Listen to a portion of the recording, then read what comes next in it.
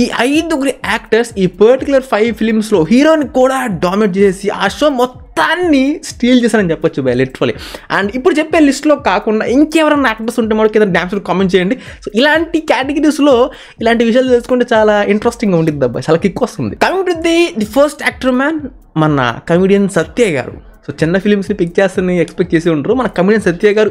Last year మన నాగేశ్వర గారి Rangabali movie పెద్దగా బాగోదు, కానీ ఆ మూవీ చూసిన తర్వాత మామ నీకు ఏం నచ్చిందంటే దాంట్లో సత్యాన కామెడీ రా కొన్ని సీన్స్ మటుకు ఎప్పటికి కూడా మనం చూసి బాగా నవ్వుకోవచ్చు, మీమ్స్లో చాలా మంచిగా యూజ్ చేసుకోవచ్చు అనే పాయింట్ వస్తుందన్నమాట. అట్ ది సేమ్ టైం వాళ్ళిద్దరు మీరు పక్కన పెట్టి కొన్ని సీన్స్ కానీ గమనిస్తే ఆబ్వియస్గా మన చాలా ఈజీగా అవలేలుగా మన సత్యాన్ని డామినేట్ చేస్తూ ఉంటారు అనమాట. ఆయన ఎక్స్ప్రెషన్స్తో, ఆయన బాడీ లాంగ్వేజ్, ఆ మ్యానరిజం, ఆ స్టైల్ అంతా కూడా. అండ్ ఇంకా మనకి మూవీలో ఇంకా నెక్స్ట్ వెళ్ళే పెద్దగా ఏముండదు, కానీ సత్య అన్నదే మొత్తం డామినేషన్ కనిపిస్తుంటుంది అనమాట లిటరల్లీ. నాకైతే ఆయనే చాలా బాగా నచ్చింది. And moving on to the second actor మన ఎస్జే సూర్య గారు ఇన్ మానాడు మూవీ. అబ్బా జనరల్గా ఒక ఫిలింలో విలన్కి హీరోకి ఇద్దరికి ఈక్వల్గా రాయడం అనేది చాలా అరుదుగా చూస్తూ ఉంటాం అనమాట. అట్ ది సేమ్ టైం దీంట్లో అడ్వాంటేజ్ ఏంటంటే విలన్కి హీరోకి కనెక్షన్ అనేది, ఆ లింక్ అనేది క్రియేట్ చేయడం. సో దానివల్ల కొన్ని పర్టికులర్ బ్లాక్స్ అనేవి మన ఎస్జే సూర్య గారు విపరీతంగా డామినేట్ చేసి పడేశారని చెప్పవచ్చు. అవి ఇప్పుడు కూడా మనం మీమ్స్గా ఇంకా యూజ్ చేస్తూ ఉంటాం అనమాట. మన సింబు గారికి కూడా మంచి సీన్స్ పడ్డాయి, కానీ ఆ లూపులు మొత్తం తిరిగి కంటిన్యూస్గా మళ్ళీ మనం అదే రిపీట్ చేస్తూ టైడ్ అయిపోతాం కదా. సో ఆ టైడ్ అయిపోయింది కూడా మనకి ఎస్జే సూర్య గారి ఫేస్లో ఆ పర్ఫార్మెన్స్ అనేది చాలా కళ్ళకు కట్టినట్టు క్లియర్గా కనిపించింది.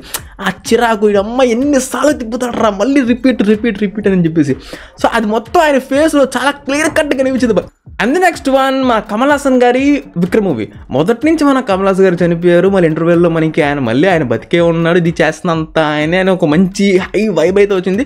లేటర్ మనకి యాక్షన్ బ్లాక్స్ అట్లా అంతా వెళ్ళిపోయింది, కానీ ఎవరు కూడా ఎక్స్పెక్ట్ చేయనిది మన సూర్య గారు వచ్చిన ఆ 5 minutes క్యామో మ్యాన్. ఈయన వచ్చి ఆ మీటర్ని పైకి తీసుకెళ్ళి బ్లాస్ట్ చేశాడు భయ్య. సో అప్పుడు దాకా మనం విక్రమ్ మూవీది అలా చూసి ఎంజాయ్ చేస్తూ ఉన్నాం కమల్ హాసన్ గారిని. అండ్ ఎప్పుడైతే మనకి ఆ పర్టికులర్ బ్లాక్ వచ్చి అది చూసి ఆ హైలోకి వెళ్ళిపోయి ఎంజాయ్ చేసేసామో, ఇంకా మనకి నెక్స్ట్ ఎల్సీ మూవీ వచ్చినాక మనం రోలెక్స్ ఎప్పుడు వస్తాడు రా బాబు అని వెయిట్ చేస్తున్నాం. అంత ఇంపాక్ట్ మనకి క్రియేట్ చేసింది అనమాట మనకి తెలియకుండానే.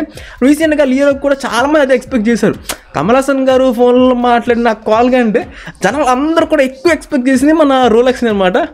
సో అంతలాగా ఎక్కువైంది మనకి మైండ్లో. సో ఎప్పుడైతే మనకి సూర్య గారు అట్లా వచ్చి ఆయన హ్యూజ్ పొటెన్షియల్ మొత్తాన్ని అలా మనకి ఆ 5 minutes సీన్లో మనకి చూపించారో, ఆ షో మొత్తాన్ని అట్ దాట్ మూమెంట్ మన థియేటర్లో విక్రమ్ మూవీ మొత్తాన్ని తినేసి మింగేశాడని చెప్పొచ్చు literally. And moving on to the next one, Bedur Lanka.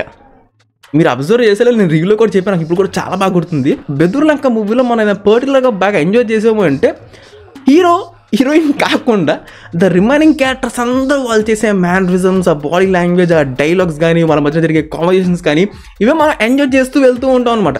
And ఇంకా క్లైమాక్స్ బ్లాక్ అయితే హిల్లేరస్ అని చెప్పొచ్చు. నాకు ఇప్పుడు కూడా చూసినప్పుడు అలా మంచిగా నవ్వుకుంటూ ఉంటాను అనమాట. సో అసలు ఆ మూవీకి హీరో కార్తికేయ యాక్టర్ అసలు ఇది అసలు ఆ మైండ్లో లేదనమాట.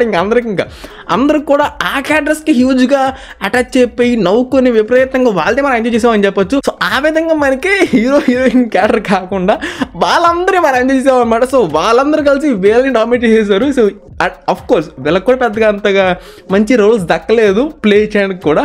సో అలాగా వాళ్ళందరూ కూడా కలిసి వీళ్ళని డామినేట్ చేశారనమాట. మర్చిపోలే చేశారు లిటరల్లీ సింపుల్ చెప్పాలంటే. And we are at the end of the list. Number 5 of course second time కూడా మన ఎస్జే సూర్య గారు ఉన్నారనమాట. ఇన్ని మార్క్ యాంటనీ మూవీ మ్యాన్. అసలు వేరే లెవెల్ డామినేషన్ అని చెప్పొచ్చు బై లిటరల్లీ. మార్క్ యాంటనీ మూవీలో నీకు ఏందిరా నాకు నిద్రలో లేవు అడిగినా కానీ నీకు ఏం బాగా నచ్చినాయి అంటే ఎస్జే సూర్య గారి పర్ఫార్మెన్స్. ప్రతి బ్లాక్ ఆయన ఎప్పుడు వచ్చినా కానీ మనం ఎంజాయ్ చేస్తూనే ఉంటాం with no doubt in that. Especially మనకి ఆ బస్సులో ఫ్లటింగ్ చేసేది మన సిల్క్ సీన్ కావచ్చు. అండ్ గ్యాంగ్స్టర్ అంటే డిసిప్లిన్ ఉండాలి. సో ఇట్లా అట్ ది సేమ్ టైం వాళ్ళ కొడుకుతో మాట్లాడే కాన్వర్జేషన్స్ అండ్ ఇంకా back stabbing in the flash back, ఇట్లా మనకి ఎన్నో ఉన్నాయి అబ్బా బ్లాక్స్ అనేవి. సో మార్క్ క్యాంటీన్లో హీరోని కూడా డామినేట్ చేసి మనకి బీభత్సంగా ఎంజాయ్ చేసేలాగా చేసింది ఏదైనా ఉంది అంటే మార్క్ క్యాంటీన్ మూవీకి ఎస్జే సూర్య గారు ఆయనే.